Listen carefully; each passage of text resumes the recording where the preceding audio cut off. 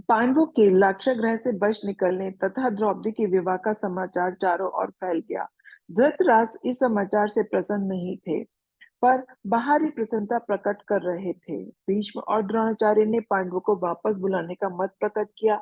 यद्यपि दुर्योधन और कर्ण ने इसका विरोध किया, पर विदुर की सलाह पर धृतराष्ट्र ने उन्हीं को पांडवों को लाने पांचाल भेजा।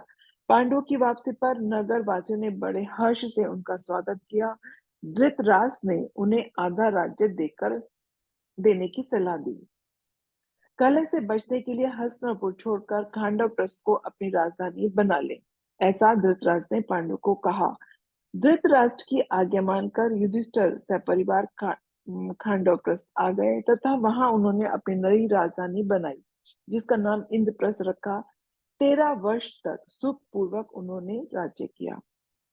एक दिन इंद्रप्रस्थ में नारद मुनि आए तथा द्रौपदी को सलाह दी कि वे 5 पांडवों के साथ रहने का नियम बना ले, कि वह हर एक के साथ एक एक मास रहेगी। जिसने भी यह नियम भंग हो, उसे घर छोड़कर 12 वर्ष का वनवास करना होगा। पांडव इसी नियम का पालन करने लगे। एक दिन अर्जुन राजभवन के द्वार पर बैठे थे, तभी एक ब्राह्मण रोता हुआ आया और उसने बताया कि चोर उसकी गायें चुरा कर ले गए हैं। अर्जुन उस समय निरस्त्र थे। उनके घर उनके अस्त्र घर में ही थे, जहां युधिष्ठिर द्रौपदी के साथ थे। अर्जुन धर्म संकट में पड़ गए। यदि हथियार लेने घर में जाते हैं तो 12 वर्ष का वनवास होगा, और यदि गाय को नहीं छुड़ाते तो ब्राह्मण से शाप मिलेगा। अंत में वे सिर झुकाकर घर में गए तथा अस्त्र ले आए। उन्होंने ब्राह्मण की गाय छुड़ाकर ब्राह्मण को दे दी। अर्जुन ने युधिष्ठिर से 12 वर्ष के वनवास की आज्ञा मांगी। युधिष्ठिर ने बहुत समझाया, पर अर्जुन माता कुंती तथा भाइयों से मिलकर 12 वर्ष के वनवास के लिए निकल पड़े।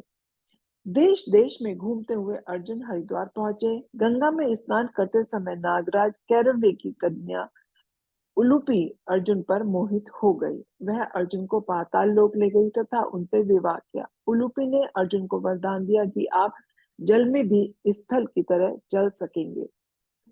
नागलोक से ऊपर आकर अर्जुन अनेक तीर्थों का भ्रमण करते हुए मणिपुर पहुंचे, जहाँ की राजकन्या चित्रांगदा अत्यंत रूपवती थी। अर्जुन ने चित्रांगदा से विवाह किया। 3 वर्ष तक अर्जुन मणिपुर में चित्रांगदा के साथ रहे तथा उन्हें भ्रभु वाहन नाम का एक पुत्र भी प्राप्त हुआ। मणिपुर से पंच तीर्थ तीर्थ होते हुए अर्जुन प्रभास तीर्थ पहुंचे। यह तीर्थ कृष्ण के राज्य में था। कृष्ण ने अर्जुन का स्वागत किया। यहाँ रहते हुए बलराम की बहन सुभद्रा के प्रति अर्जुन के मन में प्रेम पैदा हो गया। कृष्ण को इस बात का पता चला तो उन्होंने अर्जुन से कहा कि तुम सुभद्रा का हरण कर लो, क्योंकि यादवों से युद्ध में विजय प्राप्त करके ही तुम सुभद्रा से विवाह कर सकते हो। अर्जुन ने सुभद्रा का हरण कर लिया। यादवों ने अर्जुन का पीछा किया तथा घोर युद्ध छिड़ गया। अर्जुन के सामने यादवों की एक न चली। श्री कृष्ण ने यादवों को समझा बुझाकर युद्ध बंद करा दिया। सुभद्रा को लेकर अर्जुन पुष्कर तीर्थ में एक बहुत दिनों तक रहे। वनवास के दिन पूरा होने के बाद वे सुभद्रा के साथ इंद्रप्रस्थ पहुंचे, तो माता कुंती तथा सभी पांडवों की प्रसन्नता की सीमा न रही। अर्जुन को सुभद्रा से अभिमन्यु तथा द्रौपदी से पांडवों को 5 पुत्र प्राप्त हुए। एक दिन अर्जुन और श्री कृष्ण बहुत कुछ बातचीत कर रहे थे। तभी अग्निदेव ब्राह्मण के वेश में उनके सामने आए। अग्निदेव को जीर्ण का रोग हो गया था। उनकी केवल एक ही दवा थी कि खांडव वन के जीव उन्हें जलाने को मिले।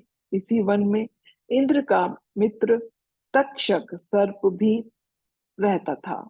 अग्निदेव जब भी खांडव वन जलाने की कोशिश करते, इंद्र वर्षा कर देते। अग्निदेव ने अर्जुन से सहायता मांगी। अर्जुन ने कहा कि मैं सहायता करने को तैयार हूं, पर मेरे पास इंद्र का सामना करने के लिए उपयुक्त शस्त्र नहीं है।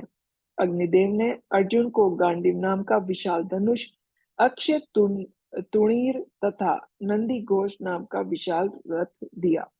जब इंद्र स्वयं अर्जुन से युद्ध करने आए, दोनों में घमासान युद्ध हुआ। इंद्र अर्जुन की वीरता पर बहुत प्रसन्न हुए। अर्जुन ने इंद्र से कहा कि यदि आप मुझ पर प्रसन्न हैं तो मुझे दिव्य अस्त्र दीजिए। इंद्र ने कहा कि दिव्य अस्त्र प्राप्त करने के लिए तुम्हें शंकर की आराधना करनी पड़ेगी। खांडव वन में केवल बहुत ही कम प्राणी बचे थे, जिनमें एक मैं दानव भी था जो कुशल शिल्पी था। अर्जुन ने उसे मित्र बना लिया। मैं दानव ने कहा कि आपसे प्राण रक्षा के बदले मैं कुछ आपकी सेवा करना चाहता हूँ। अर्जुन ने मैं दानव से युधिष्ठिर के लिए इंद्रप्रस्थ में अनुपम सभा भवन का निर्माण करने को कहा, जिसे मैं दानव ने सिर झुकाकर स्वीकार कर लिया।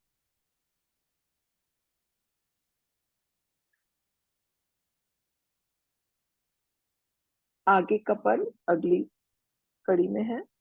नमस्कार।